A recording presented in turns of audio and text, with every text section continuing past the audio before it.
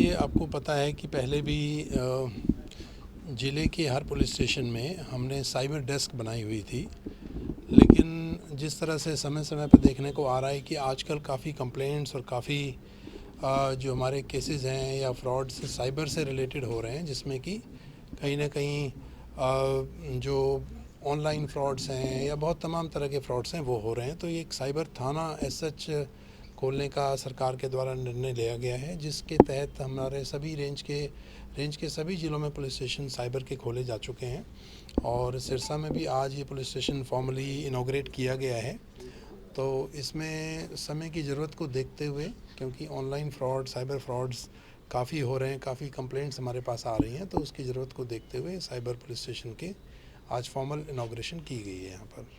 इसका संगठन सर किस तरह से काम करेगा, मतलब जैसे सिस्टम क्या रहेगा? सिस्टम से इंस्पेक्टर रैंक? देखिए, नॉर्मल पुलिस स्टेशन की तरह ही वर्क करेगा।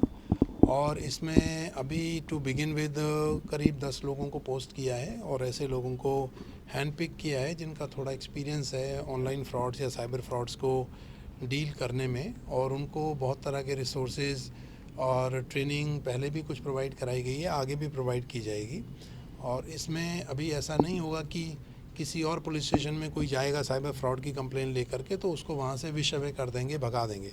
वहाँ भी उस कंप्लेन को रिसीव करेंगे, लेकिन ग्रेजुअली सिस्टमेटिकली हम ये चाहेंगे कि हमारा ये जो साइबर पुलिस स्टेशन है एक स्ट्रॉन्ग हमारी यहाँ टीम डेवलप हो, अच्छे रिसोर्स पर्सन्स हों, वेल ट्रेंड स्टाफ हो, और सभी साइबर से रिलेटेड जो हमारे फ्रॉड्स हो रहे हैं उनको वो पूरी एफिशिएंसी के साथ प्रॉम्प्टली डील करके लोगों को जल्द से जल्द राहत दिला सकें। साइबर एक्सपर्ट ही हम उनको कहते हैं अभी। उसमें कई तरह के साइबर फ्रॉड्स की भी बहुत तरह की कैटेगरी है, तो हमारे लोगों की हमने ट्रेनिंग समय समय पर पहले भी कराई है, आगे भी हम कराएंगे।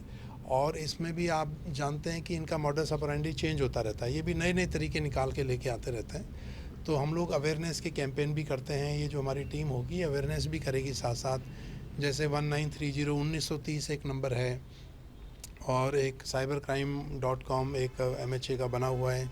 तो हम लोगों को अवेयर करते हैं कि जब भी फ्रॉड हो तो तुरंत इस पर सूचना दे करके बेसिक जानकारी दें, क्योंकि यदि उसमें देरी हो जाती है तो जो पैसा उनका जिसके साथ फ्रॉड हुआ है उसको कई बार रिकवर करना मुश्किल हो जाता है या कई बार नहीं भी हो पाता।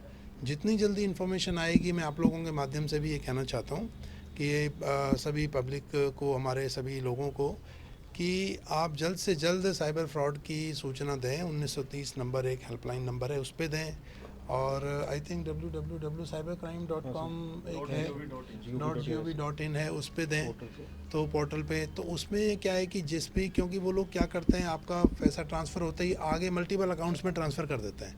तो यदि जल्दी सूचना आ जाती है तो गवर्नमेंट ऑफ इंडिया ने सभी मिनिस्ट्री ऑफ फाइनेंस और MHA के साथ मिलकर के बनाया कि उसको, उस अकाउंट को, उस पैसे को आगे ट्रांसफ़र होने से वो फ्रीज़ कर देते हैं, सीज़ कर देते हैं, तो उसकी रिकवरी बहुत आसान हो जाती है। अक्सर देखने में आता है सर, गरीब या अनपढ़ लोग भी इसके शिकार होते हैं और पढ़े लिखे लोग भी ज़्यादा शिकार होते हैं, तो उनको अवेयर करने के लिए किस प्रकार? देखिए, सभी को अलर्ट रहने की ज़रूरत है, सभी को समझने की ज़रूरत है कि कोई भी तरीका, कई बार लोग लालच के वशीभूत होकर कर देते हैं, कई बार अनजाने में कर देते हैं, किसी के साथ कभी OTP, कोई पासवर्ड, कई चीज़ें शेयर कर देते हैं।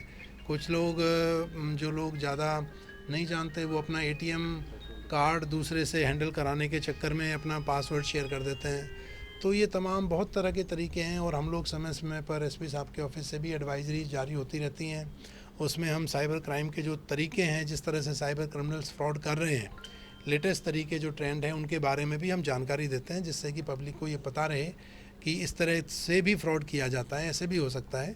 तो सचेत रहें, अलर्ट रहें, और फिर भी यदि क्राइम हो जाता है, आपके साथ फ्रॉड हो जाता है पब्लिक के साथ, तो वो तुरंत उसकी सूचना न केवल 1930 नंबर जो हेल्पलाइन है उस पर दें, बल्कि लोकल थाने में, पुलिस स्टेशन में और साइबर क्राइम में दें। तो टीम जो रहेगी इसमें, इनकी ट्रेनिंग की और इनके अपग्रेडेशन के लिए क्या कुछ व्यवस्था रहेगी? देखिए, वो साइमल्टेनियसली चलता है। कुछ तो चीज़ें उनको ऑलरेडी पता हैं, और कुछ हमारे जो हेडक्वार्टर लेवल पे ADG क्राइम जो सेंट्रलाइज साइबर क्राइम को देखते हैं, वो उनके यहाँ से हमारे पास बहुत सारी इन्फॉर्मेशन, बहुत सारे साइट्स, बहुत सारे लिंक्स ऐसे आते हैं जिससे इनको इन्फॉर्मेशन जो चाहिए होती है वो मिल जाती है।